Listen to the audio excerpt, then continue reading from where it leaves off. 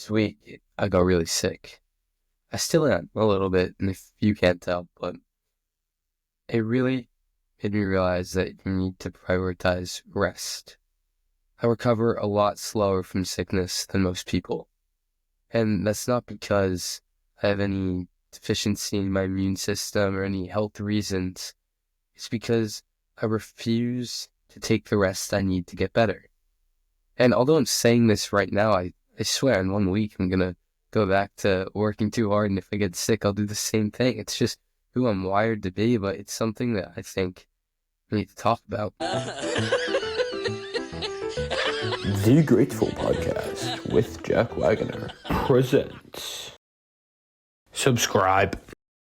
Welcome back to the Grateful Podcast. I really appreciate you tuning in every week. We have 3 episodes every week. It's amazing. I do a solo episode every Monday, and then every Wednesday and every Saturday, I have an amazing guest that I had a really cool conversation with, ranging from anyone from athletes to musicians to rabbis this Wednesday, or business owners or influencers, really anyone that has a good perspective on how going after your dreams from a place of gratitude is better than pushing away from a life that you hate. So, thank you for coming on today. What would really be appreciated is, as of right now, there are no sponsors of this podcast. So the way that I get help is either by subscribing to my podcast through a monetized thing. There's a link in the description. Or you can just send this to a friend. That would be equally as cool for me. I'm not really in a place right now where I need the monetary support. So it would be amazing if you could just send this to a friend that you think would enjoy it, or send a different episode. Just get the word out there about the Grateful Podcast, because I believe that what I'm trying to do is really important and help touch many lives. So thank you. Back to the main topic for today's conversation. You must prioritize rest. And like I said earlier, I'll say that and then just not understand. So this sickness came at a really, really funny time for me, because it was school break. And this is what always seems to happen. I get time to rest, to take time off of other stuff so I can pour energy into other things. I was really excited to pour a lot more into this podcast this week and get ahead on some stuff and send out a lot of emails and go rock climbing and skiing and all these things. And nope, I got really sick. And it's okay. It forced me to rest, forced me to take some time to pause. I've been reading Outliers by Malcolm Gladwell, almost done, really good. But it's really funny that I always get sick on school break.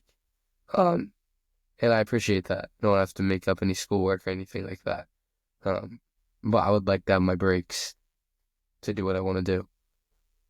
But I think it's interesting that I wanna look at some research about this, because I think it's interesting that I always get sick when my body has time to get sick. And I wonder if that is just a coincidence or any correlation. So if anyone has the answer to that, drop that in the comments. I'm going to be looking it up after this. But the other ironic timing for this is, a few weeks ago when my dad was sick, I told him that he could just stop being sick by telling himself that he feels great. And while I was half joking, I was also half serious. A quote that I really, really took to heart by Marcus Aurelius is, "Choose not to be harmed and you won't feel harmed. Don't feel harmed and you haven't been." And I apply that to a lot of things in my life. And while I do believe it to be true, I think I've been learning that it's not absolute truth. It's only applicable under certain circumstances. I have the personality type where I constantly need to be doing something productive and meaningful and moving myself forward in a direction that is productive and getting more done and going after my dreams. And I feel really badly when I'm not doing those things. I really struggle to sit on the couch binge watching Brooklyn Nine-Nine and sucking on cough drops while drinking chamomile tea. I know that was oddly specific. That's what I did yesterday. And it took me 3 days of feeling like I was swallowing daggers to understand that that's what I needed to do. And in order to get better, you have to actually rest. I spent the other days of being sick thinking, well, perfect, I can just get more work done because I'll be at the house. And although, yeah, I wasn't doing anything physical, it took a toll on me. It didn't help me get better. And I was also less productive than I would have liked to be. And so I realized that rest is like an investment. If you put it in early and you put in a quality amount of it, don't ignore it, you'll have to do less in the future. So if I wanted, right when I got sick, the best thing for me to have done would have been to take a nap and take a day off from things. But no, I pushed through it. I tried to convince myself that I wasn't harmed, chose not to feel harmed. And so I won't feel harmed. Don't feel harmed when you haven't been harmed. Obviously, that's not true for this situation. People die from being sick all the time.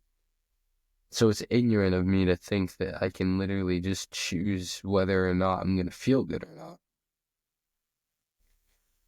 You can't procrastinate rest.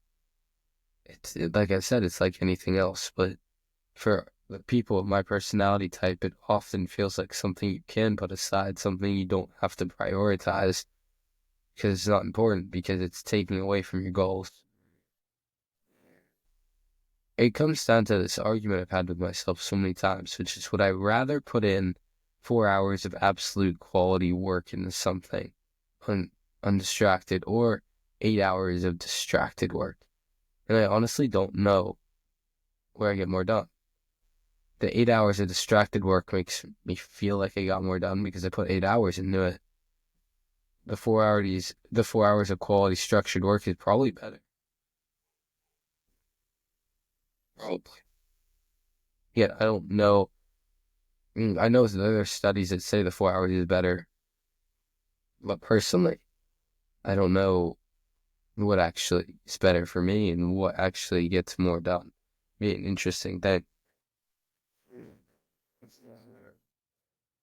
It's funny, all the social misconceptions we have of things that are productive or not. I think it's something that we should be aware of as a culture. And this isn't this is unique to our culture, I think. Not unique where we're the only ones, but every culture is not like this. A lot of cultures where resting is normal. Resting is good, and resting is seen as something that you should do. Sorry, I don't feel very articulate today. But in our culture, it's not glorified to overwork yourself. Overwork is a hard word for me to use, because anyone that's followed a lot of my stuff understands that I talk a lot about working harder than other people. You have to do it in a way that isn't too much, though. And again, it seems like balance, and I believe that balance is key at a lot of points, but at some points you have to go all in. You have to work harder. You have to make yourself uncomfortable, all of these things. So finding the line, I don't think there's a way I can tell you that. I think it's a personal thing.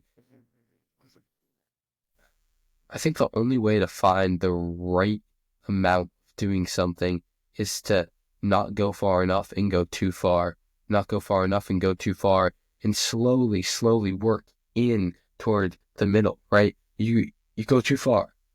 You don't go far enough. Okay, then you go too far, but by less. You don't go far enough, but you're closer. And slowly you start to get there, and you might never reach it, but you get closer to uh, the optimal quantity of doing something.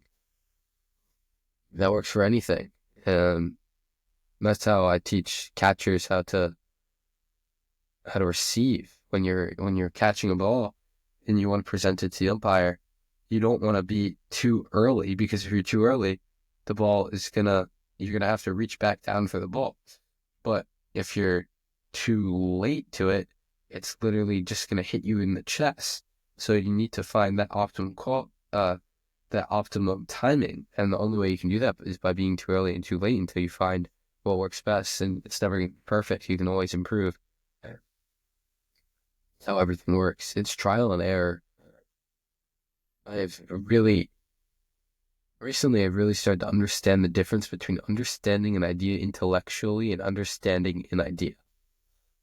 You can hear the words of anything and say, oh yeah, I get it. And then you can go and do something contradictory to that idea 5 minutes later.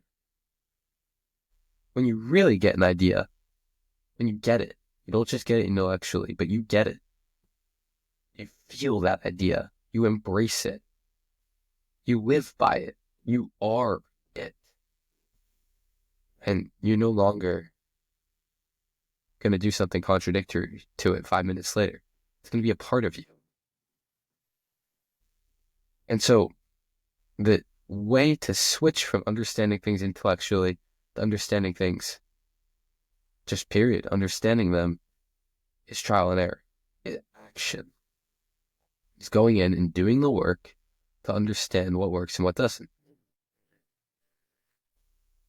If you're just reading a bunch of self-improvement books and watching self-improvement videos, you're not going to get better. You're going to understand these ideas intellectually, but you're not actually going to be these ideas. The only way for you to learn something and then